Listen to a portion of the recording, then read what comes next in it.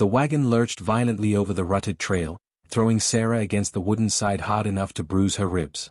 Her husband Frank gripped her arm with fingers like iron, his face twisted with rage that had been building for the past hour. The argument had started over something small, something she could barely remember now, but it had escalated the way their fights always did. His breath reeked of whiskey, and his eyes held that dangerous glint she had learned to fear during their 3 years of marriage. "You think you can talk back to me?" Frank snarled, shaking her so hard her teeth rattled. "You think you're better than me because your father had money?" Sarah tried to pull away, but his grip only tightened. They were miles from the last settlement, traveling alone through the Dakota Territory on their way to the mining camps where Frank insisted they could start fresh. She had believed him once, believed his promises that things would be different out west, that he would stop drinking and stop hitting her. But the frontier had only made him worse, more volatile, more convinced that no one could stop him from doing whatever he wanted.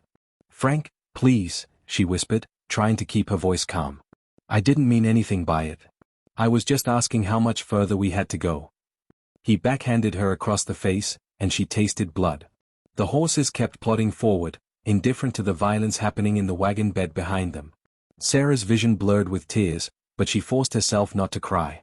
Crying only made him angrier. "You question me again, and I'll make you sorry you were ever born," Frank said, his voice low and menacing. He released her arm and turned back to the reins, muttering curses under his breath. Sarah pressed her hand against her stinging cheek and stared out at the endless prairie stretching in all directions. The grass moved in waves under the late afternoon wind, and the sky seemed impossibly vast. She had never felt more alone in her life. Back in Pennsylvania, her father would have killed Frank for laying hands on her, but her father was dead now, and her mother had remarried. There was no one left who cared what happened to her. The wagon hit another rut, and Frank's temper flared again. He spun around, eyes blazing, and grabbed her by the hair. Sarah screamed, trying to pry his fingers loose, but he was too strong. He dragged her toward the back of the wagon, and suddenly she understood what he meant to do. "No, Frank, please," she cried, terror flooding through her. I'm sorry." But he was beyond hearing, beyond reason. With a roar of fury, he threw her from the moving wagon.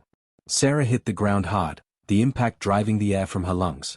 She rolled several times before coming to a stop in the tall grass, pain exploding through her entire body. For a moment, she couldn't move, couldn't breathe, could only stare up at the darkening sky and wonder if she was dying. She heard the wagon stop. Her heart seized with fresh fear, thinking Frank had changed his mind, that he was coming back to finish what he had started. But then she heard him laugh, a harsh, bitter sound that carried across the prairie. "See how far you get out here alone," he shouted. "The wolves will have you by nightfall." The wagon creaked into motion again. Sarah tried to lift her head, tried to call out, but her voice came out as barely a whisper. She listened to the sound of the horses and wagon growing fainter, watched the dust settle back onto the trail, and realized with growing horror that he had truly left her here to die. As darkness began to fall, Sarah forced herself to take stock of her injuries. Her left arm throbbed, possibly broken.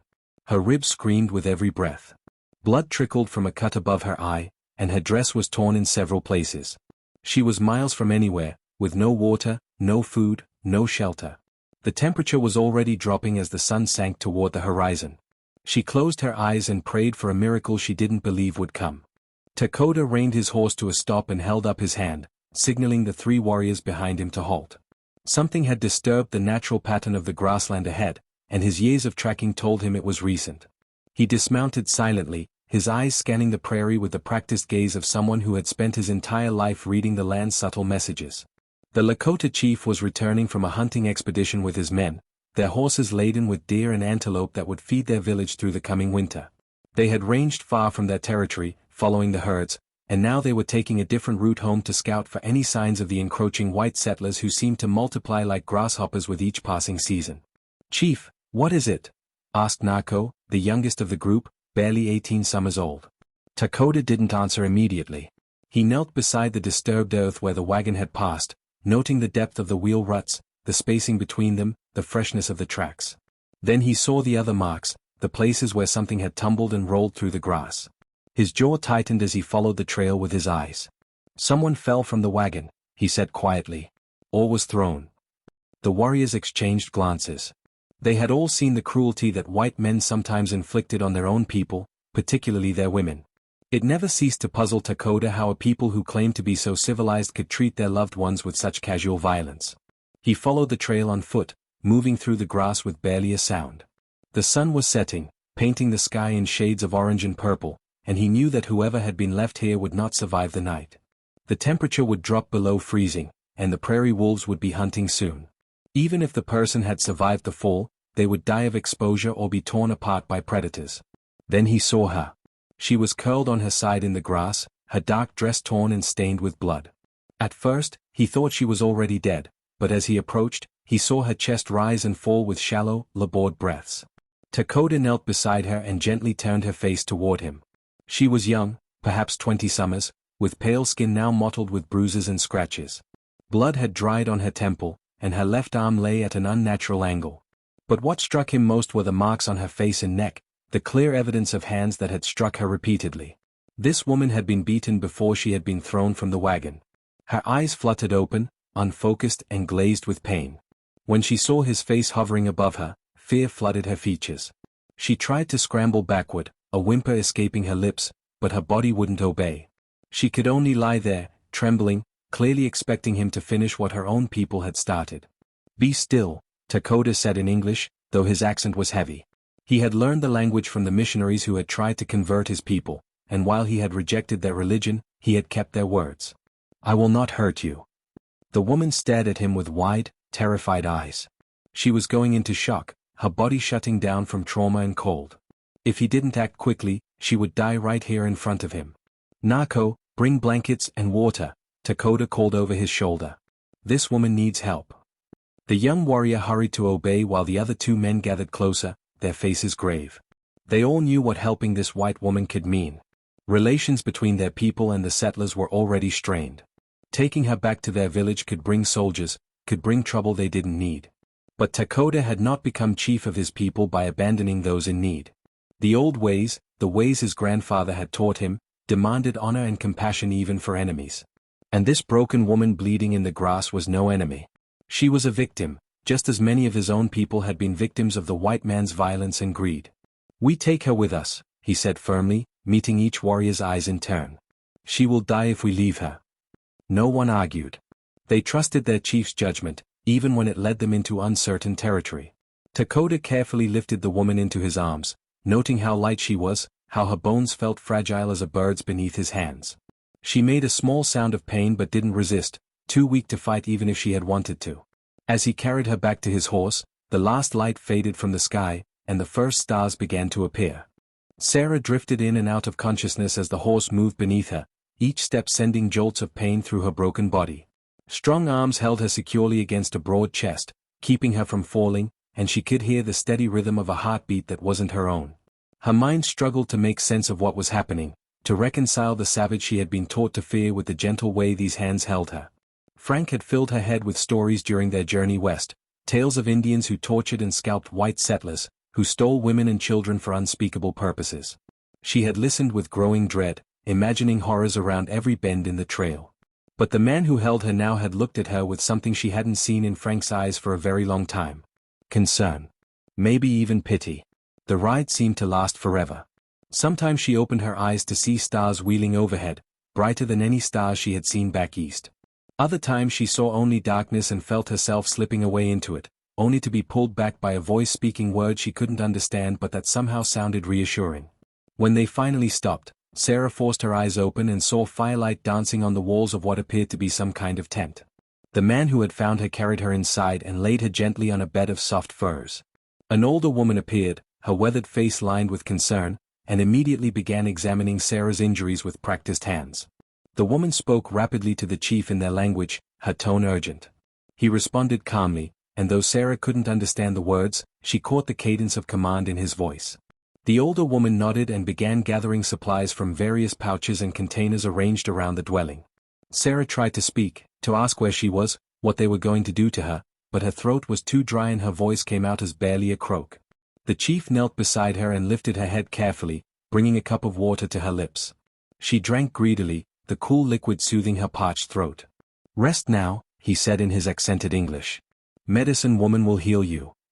The older woman began cleaning Sarah's wounds with surprising gentleness, using cloths dipped in warm water infused with herbs that smelled of sage and something sweetly medicinal. When she touched Sarah's broken arm, Sarah cried out, and tears streamed down her face. The medicine woman spoke soothingly in her own language, her tone maternal and kind, while she carefully straightened the arm and began binding it with wooden splints and soft leather strips. Through waves of pain, Sarah watched the chief standing in the shadows, his face unreadable.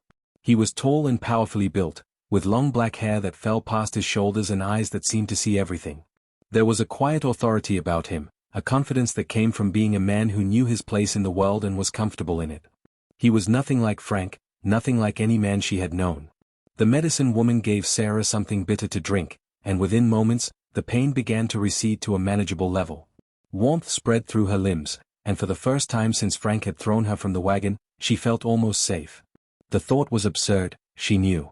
She was surrounded by people whose language she didn't speak, whose ways were foreign to her, and yet they were treating her with more care than her own husband ever had. Why? Sarah whispered, looking up at the chief. Why are you helping me? Dakota stepped closer, the firelight casting sharp shadows across his face. For a long moment, he didn't answer, and Sarah thought perhaps he hadn't understood the question. But then he spoke, his words careful and deliberate. Your people threw you away like broken thing, he said. My people do not leave the broken to die. We heal them, make them whole again. Sarah closed her eyes as tears slipped down her cheeks. She had not cried when Frank beat her, had not cried when he threw her from the wagon, but now, faced with this unexpected kindness, the dam broke.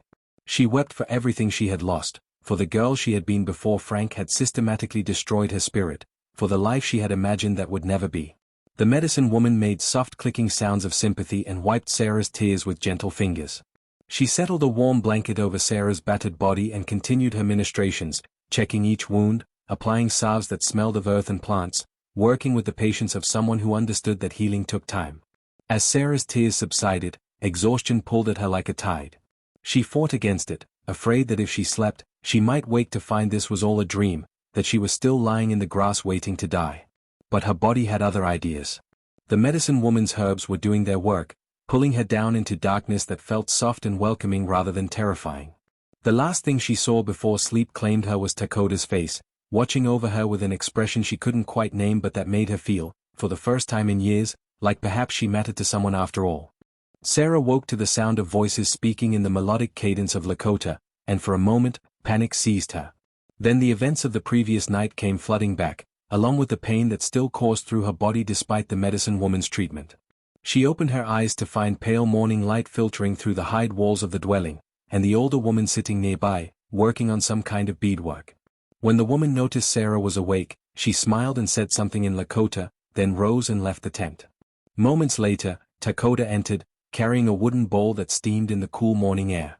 He knelt beside her and helped her sit up carefully, propping her against a backrest made of willow branches and soft leather.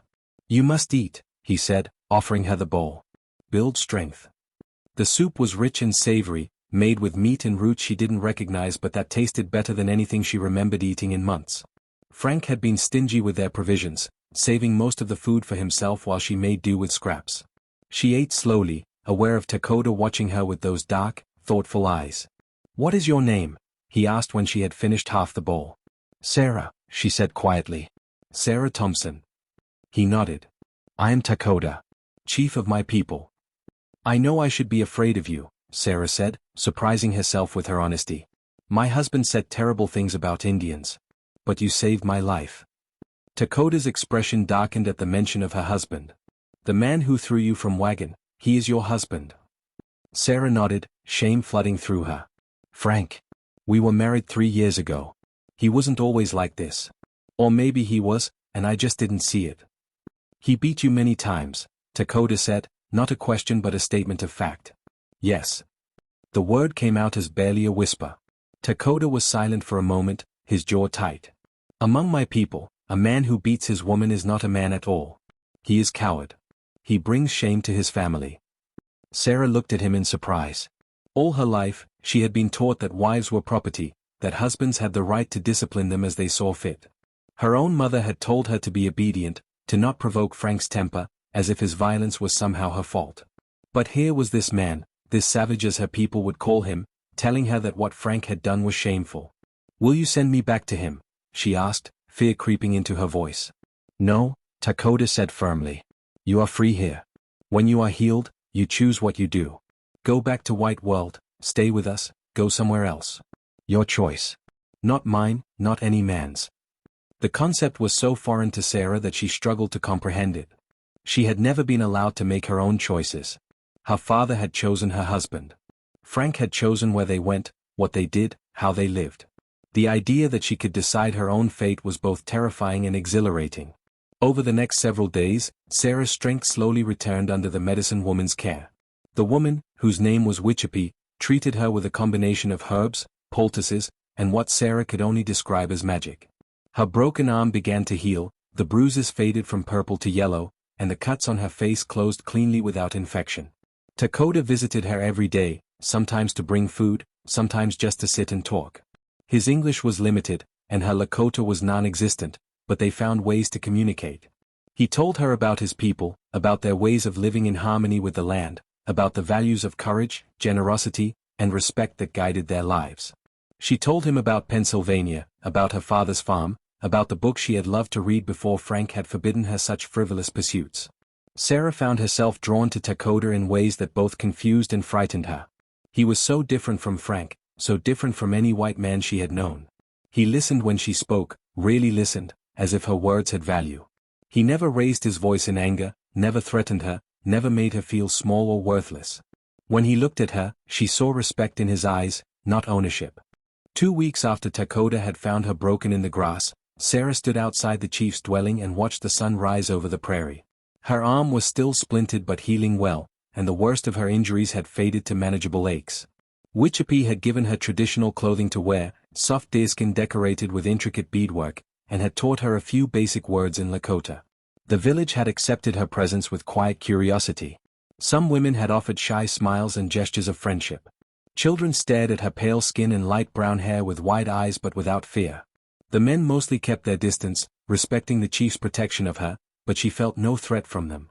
Dakota approached from the direction of the horse corrals, and Sarah's heart did a small, traitorous flutter.